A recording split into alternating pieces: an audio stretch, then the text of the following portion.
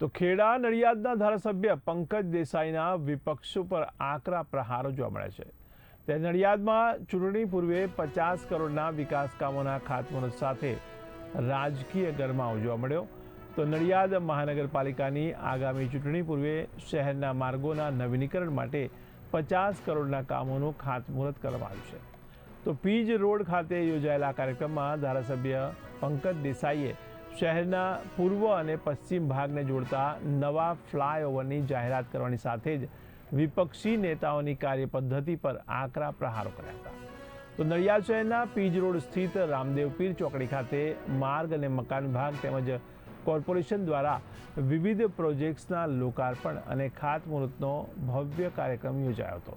આ પ્રસંગે ધારાસભ્ય પંકજ દેસાઈએ જણાવ્યું કે પીજ રોડના 6 કરોડના ખર્ચે થનારા નવીનીકરણ અને કેનાલ સુધીના સીસી રોડના કામનો પ્રારંભ કરી દેવામાં આવ્યો છે। ટ્રાફિકની આ સમસ્યાના કાયમી ઉકેલ માટે પીજ રોડથી સીધો મ્યુનિસિપલ કોર્પોરેશન પાસે ઉતરે તેવો નવો ફ્લાયઓવર બનાવવાનું આયોજન છે।